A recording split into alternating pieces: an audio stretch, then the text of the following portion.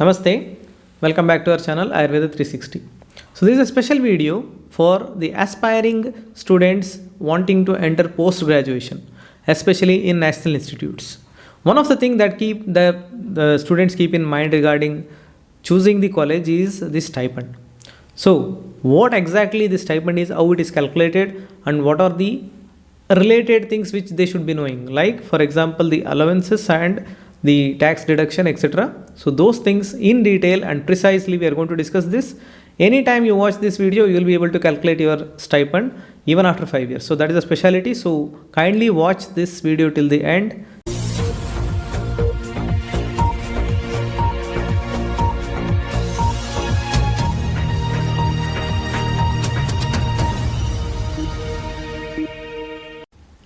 So in one of our previous videos where we discussed regarding does an Ayurveda student like BMS student really require a post-graduation like MD or MS? What are the parameters that help him to decide whether to enter or not? Those things we had seen in that video. If you have not seen that video, kindly watch it now itself before continuing this further. It was one of the videos which was supported by majority of you. So in continuation with that, one of the parameters what we considered during that time was the stipend. Stipend is one of the factor.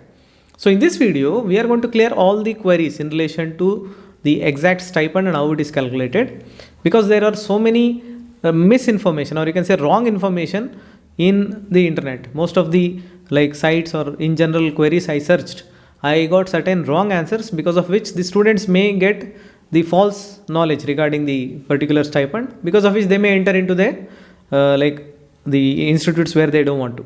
So basically this video is made to clear all those things and make sure that the perfect information is available here, or you can say the authentic information. So in this video, basically we are focusing on national institutes only, which are run by the Ministry of AYUSH directly under the Government of India. Basically national institutes are not just 2 or 3 in relation to AYUSH. The Ministry of AYUSH runs various institutes. Just to have a look at to know about them, just look at these images. You can say the first one, let's say NIA Jaipur, a very famous institute of Ayurveda. Then you have ITR, recently has been declared as the Institute of National Importance, Jamnagar, and then All India Institute. So these 3 are usually known by an Ayurveda graduate, but it also runs, the ministry also runs certain other institutes like the National Institute of Naturopathy. So this is basically in Maharashtra. So another one is National Institute of Unani Medicine. So basically in Bangalore, Karnataka. National Institute of Siddha, present in Tamil Nadu. Then you have the National Institute of Homeopathy as well in the West Bengal or Kolkata. Then you have the Rashtriya Ayurveda Vidyapit, where there are multiple certificate courses and other Guru Shishya Parampara like studies, basically not directly related to post-graduation, but still it is run by the Ministry of AYUSH. Then you have the Morarji Desai, the National Institute of Yoga in New Delhi. And also you have in Arunachal Pradesh, which also focuses on folk medicine. And then the famous, the National Institute, Northeastern Institute of Ayurveda and Homeopathy in Shillong. So various institutes are run by the Ministry of AYUSH. Not only Ayurveda, the other branches like AYUSH in complete. So among them, in this video, we are going to focus on the Ayurveda institutes. Basically, these institutes, whatever I have mentioned, if the post-graduation is there, the similarity is there between them in relation to stipend, because the basic is same for all. Once a notification comes regarding any change in the you can say stipend, all these institutes will have the new rule, will be getting that new rule applied. It is not like the one institute is getting more and the other doesn't get that much amount. But still there is variation among the stipend in the institutes. So that is what we are going to clear in this today's video.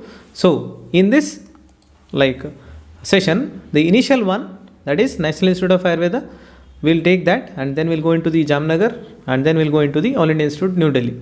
So basically all these national institutes, as I already mentioned, they have a basic pay. So basic pay in the sense a salary, or you can say salary as certain subdivisions like basic. Then you have the dearness of allowance, you have TA, you have HRA, you have the non-practicing allowance, and you may have certain other allowances as well. So ultimately the total salary is calculated by adding all these things. So the basic of all of our national institutes, once the stipend was brought under the 7th pay scale commission. So 7th pay commission, once the stipend was actually revised, or you can say brought into the 7th pay commission, the basic got like this. The first year PG scholar will be getting a basic of 42,560, second year 45,600, and then the third year will be getting 48,640. This is not the ultimate salary. Just remember, this is the basic, and this is very important because the entire salary is dependent on these numbers. These numbers usually do not change. These numbers remain fixed, and whenever there is a revision in the pay scale, maybe right now 7th is running, and if it has to be brought in the next CPC, then the basic may change. Then the rules of basics may be slightly changed.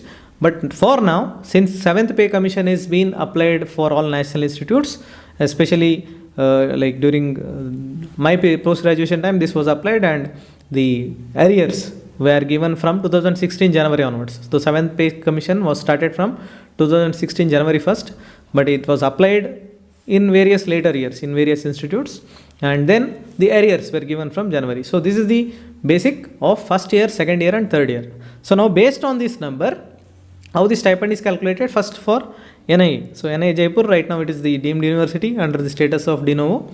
So you can see here the stipend of NIA basic will remain the same as I mentioned. In NIA you are going to get allowance in the form of DA. So dearness allowance will be paid to all the postgraduate scholars. Now what is this DA and all? You don't worry. So this DA is dependent on the market, you can say the fluctuations, market fluctuations, and then the increase in the you can say it is the inflation. Basically it is related to the inflation. So central government every 6 months increases or revises the dearness allowance because of the inflation.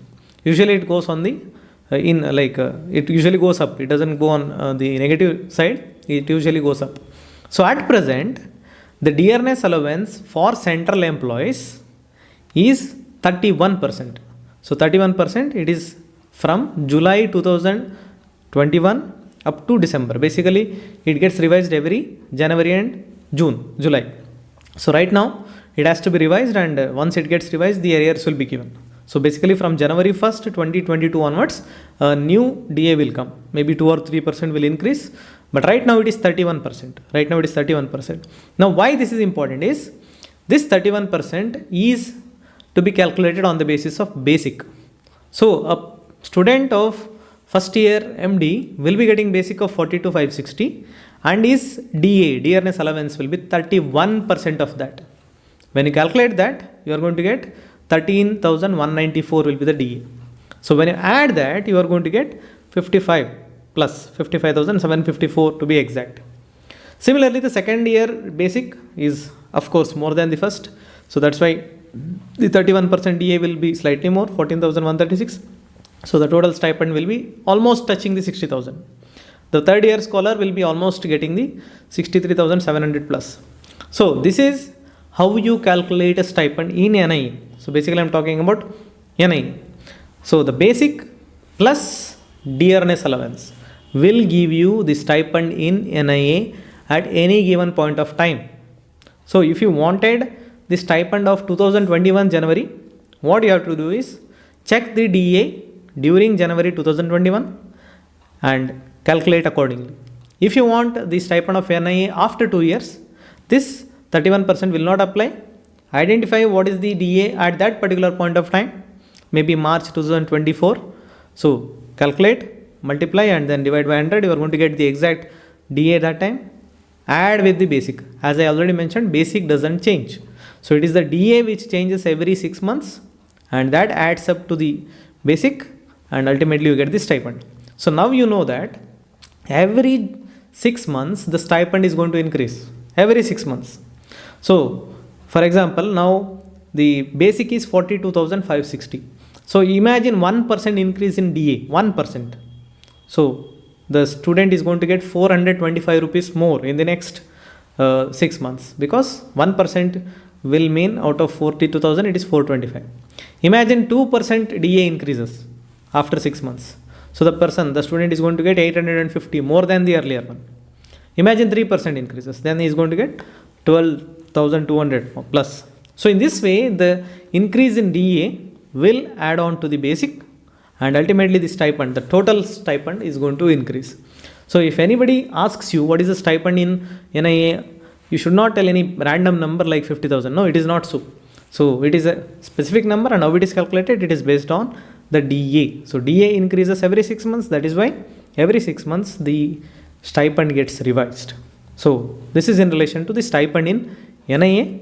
Also, other things to note, no other allowances will be paid here. Here the institute is having its own hostel, both boys and girls.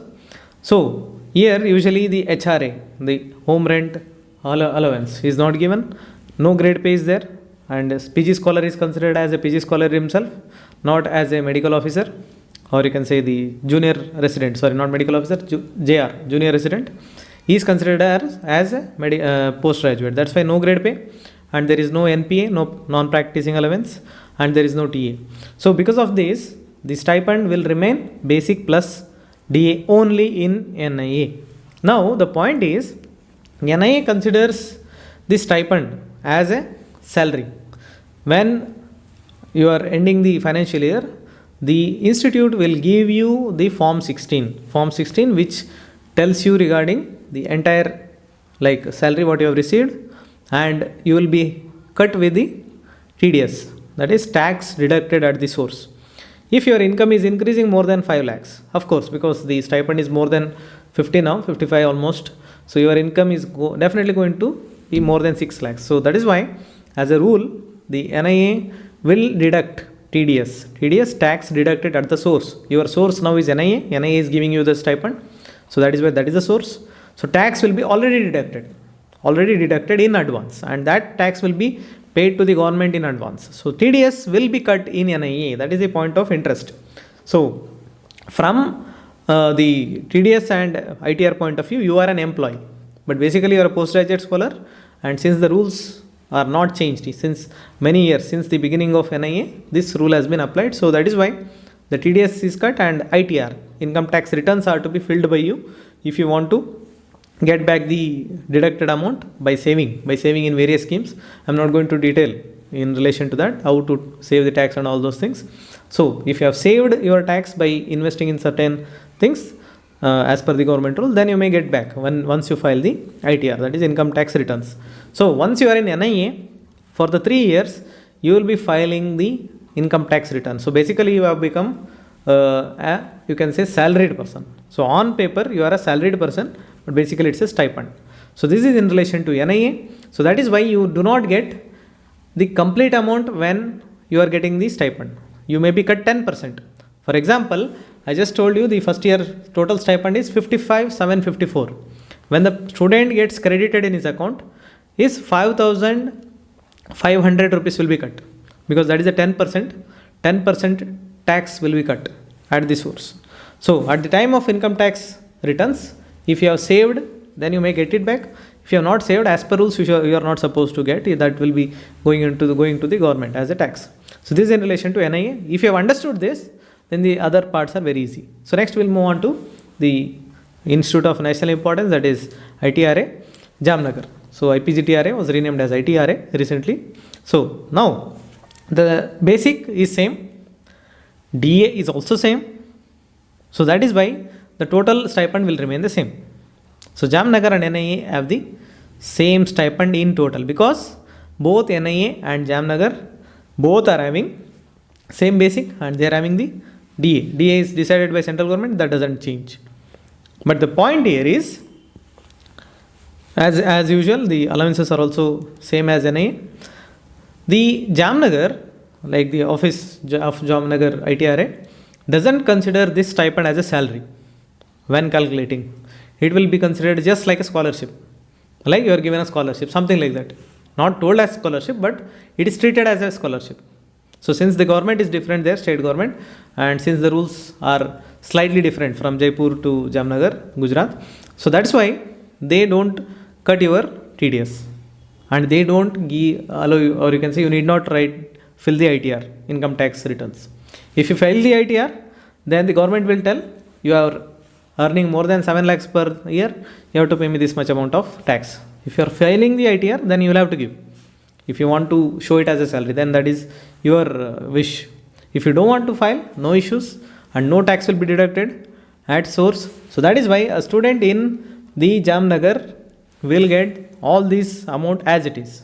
He will not get 5,500 deducted just like NIA. He will get the entire 55, 574, 59 and 63, whatever it is. So that is the difference between Jamnagar and Jaipur. So the scale is same. That's why when you ask your friends from two different institutes, you may feel that there is a change in the stipend, but basically why the change I have shown you just now. So now move on to the next one, that is Delhi. The All India Institute of Ayurveda recently started. It is much newer when you compare with the Jamnagar and Jaipur, which are already established since many decades. So here also, as I told, basic will be the same. There is no change. DA will also be the same. There will not be any change because funded by directly central government. But here the thing is, since Delhi is coming under a metropolitan city, and at the same time the hostel facility are not at the fullest, you can say, unlike Jaipur and Jamnagar, where the residence accommodation facility is well equipped since many years. The Delhi All India Institute is still developing the hostels and accommodation, all those things. That is why they give HRA, that is house rent allowance or home rent allowance, you can say, that is accommodation. If the institute is not giving you accommodation, it means you can get the HRA. Basically, that is one of the allowance, house rent allowance. Now, if you calculate by the government rules, depending on the area where your company is, you will be getting the HRA. So it is applicable for all kinds of employee, not just students.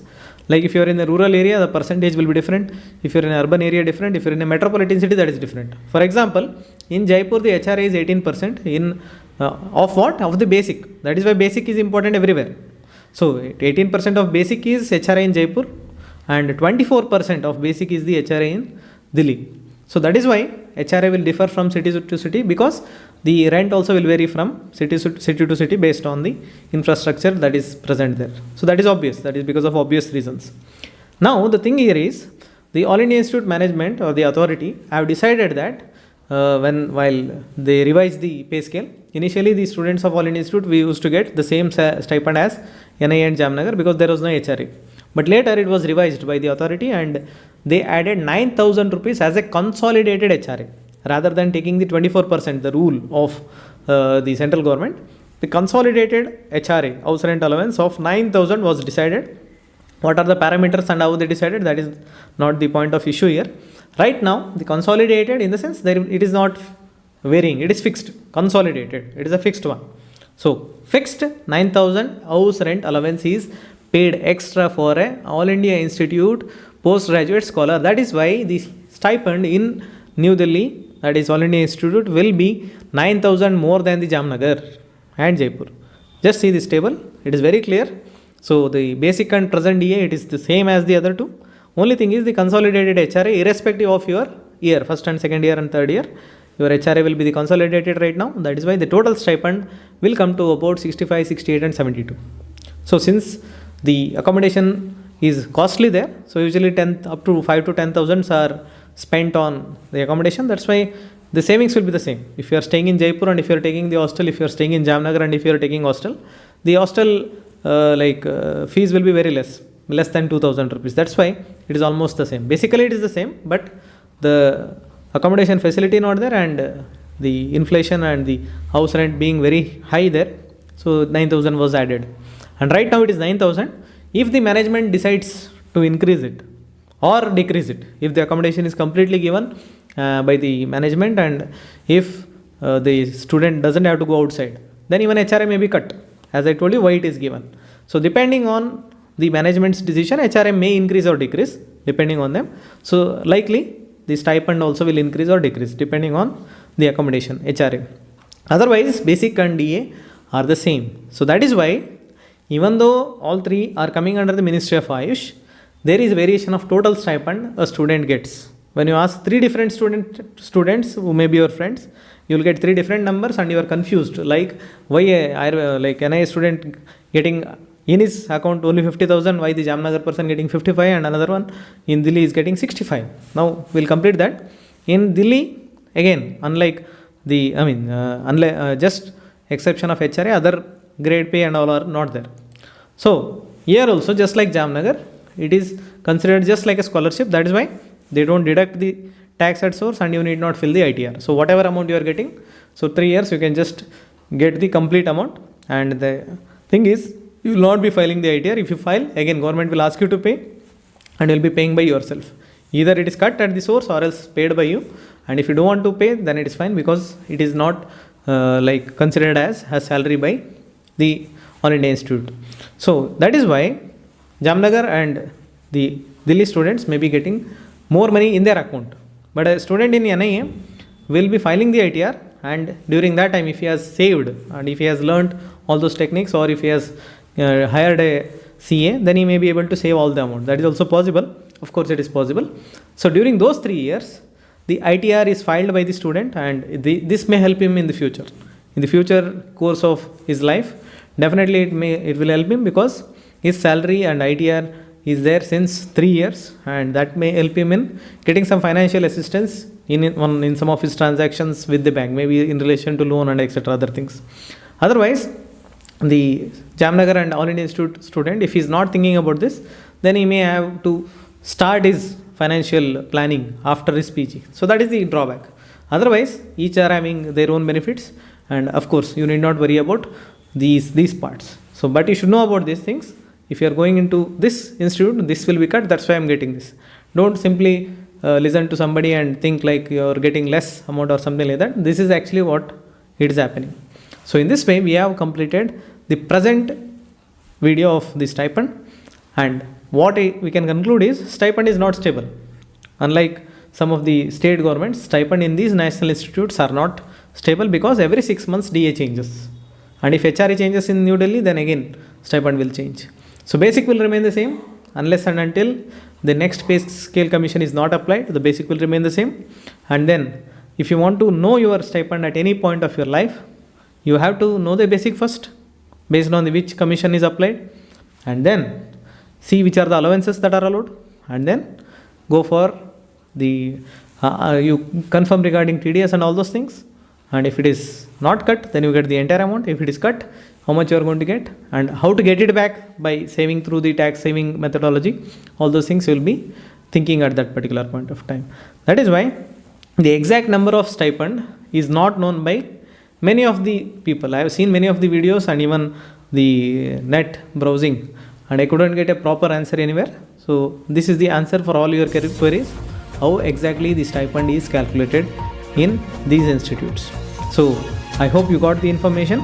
If you like this video, kindly like this channel, subscribe to our channel, and kindly let your friends and other relatives who are related to Ayurveda to know about the content of our channel.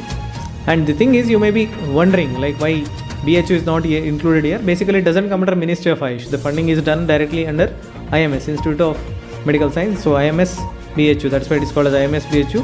So regarding that, where IMS BHU is paying these stipend, or rather the salary. So a separate video will be made, because it has certain other things as well, because the junior residency is applied there rather than just a postgraduate scholar. That's why the entire pay scale changes. So that is why I'll make a separate video on BHU, and other state government related stipend will be getting to know about them in near future. So until next time, myself Dr. NANDEESH J. Thank you.